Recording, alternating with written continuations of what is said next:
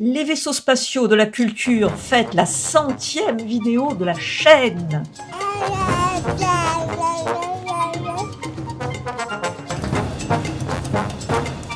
Aujourd'hui, c'est une émission très spéciale. Pourquoi ? Parce que c'est la 100e vidéo de la chaîne. 100 sujets de science-fiction, exploration de l'univers, de concepts, d'utopie et d'occasion de déconstruire le réel en le réinventant par la littérature, le cinéma, les jeux, la BD, les jeux de rôle. Merci d'être toujours plus nombreux à suivre cette aventure et pour célébrer comme il se doit ce cap symbolique, quoi de mieux qu'un thème à la fois drôle, profond et terriblement iconique, les vaisseaux de la culture, la série de romans du regretté Iain M. Banks. Dans l'univers de la culture, une civilisation post-pénurie, anarchiste et pilotée par des intelligences artificielles bien plus drôles que Siri, mais ça, c'est pas difficile, les vaisseaux spatiaux ne sont pas de simples engins de transport interstellaire. Ce sont des personnages à part entière, dotés d'une conscience aiguë, d'un humour caustique. Ce qui les rend vraiment uniques, c'est qu'ils sont pilotés par des manteaux, M-E-N-T-A-U-X, des intelligences artificielles ultra avancées, conscientes et totalement autonomes. Ces manteaux sont à la fois les cerveaux, les âmes et les commandants des vaisseaux.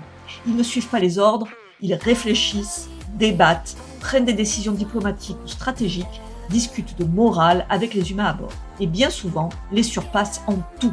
Chaque mental possède une personnalité propre, souvent teintée d'humour, de mélancolie ou d'ironie.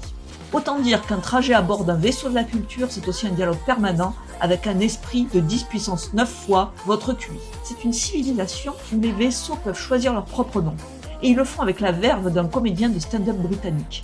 Bienvenue dans la culture où les vaisseaux s'appellent « Bien sûr que je t'aime encore » ou bien « Juste la notice de lavage à la riche tapisserie de la vie » ou encore « Passe-moi le flingue et répète ».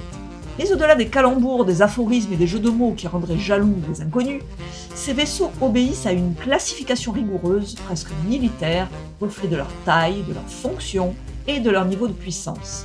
Au sommet de la chaîne alimentaire spatiale, on trouve les GSV, les véhicules à système général. Ce sont les vaisseaux les plus vastes, les plus avancés et souvent les plus peuplés. Véritables cités mobiles, ils peuvent atteindre des dizaines de kilomètres de long, accueillir plusieurs milliards d'êtres vivants et contiennent tout ce qu'il faut pour relancer une civilisation depuis zéro en cas de désastre. Certains ont des noms sobres comme Gradient éthique ou Empiriste, d'autres flirtent avec la satire comme Petit coquin, Mauvais pour les affaires ou Un mépris flagrant pour les faits gênants. Juste en dessous, on trouve les MSV, les véhicules à système moyen, et les LSV, les véhicules à système limité, souvent d'anciens GSV déclassés au fil des avancées technologiques. Moins massifs, ils restent déjà bien assez grands pour faire de l'ombre à une petite lune ou pour loger une population de plusieurs millions d'âmes. Certains MSV se paient le luxe de noms comme « Inventé ici » ou « Ne tentez pas cela chez vous ». Viennent ensuite les vaisseaux de contact, GCV, les véhicules de contact général, ou GCU, les unités de contact général, et LCU, les unités de contact limitées. Ceux-là sont des diplomates, des explorateurs, des ethnologues spatiaux, envoyés en première ligne pour aller papoter avec les civilisations encore un peu vertes.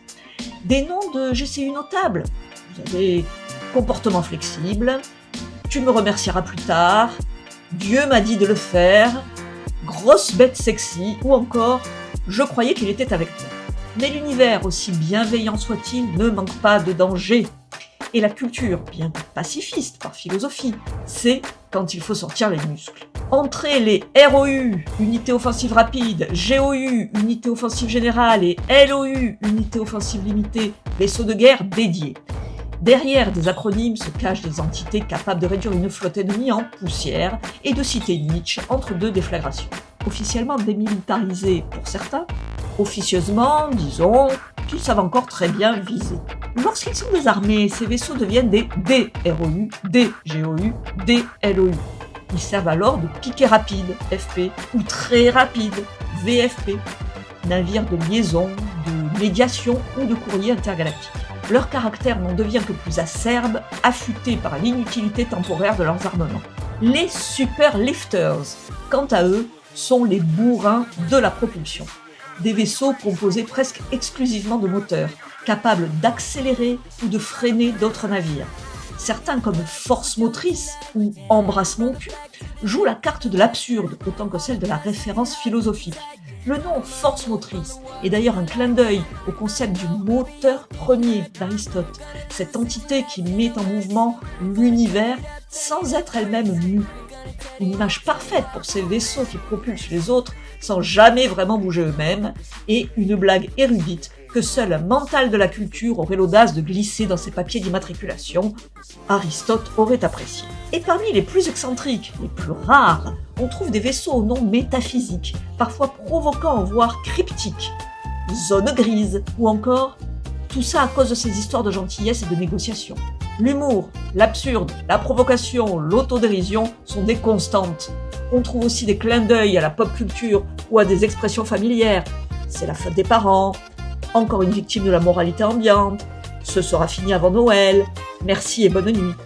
Autant de noms qui ne sont pas choisis au hasard, mais révèlent souvent la personnalité ou les intentions du vaisseau. Et dans la vraie vie, eh bien, ce cher Elon Musk, visiblement fan, bon, pas sûr que Banks aurait apprécié, a nommé plusieurs de ses navires drones autonomes pour SpaceX, en référence directe à ceux de la culture. Just read the instructions. Of course I still love you. A shortfall of gravitas. Le dernier en date s'appellera You'll Thank Me Later. Si ces noms font rire, sourire, réfléchir ou lever les yeux au ciel, ils sont avant tout le reflet d'une civilisation qui a transcendé la nécessité, la guerre et la rareté pour embrasser le jeu, l'esthétique et la liberté de ton.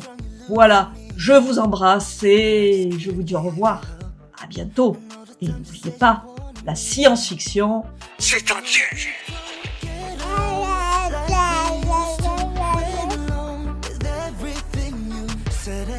For me, you'll never love me now, but you'll never know.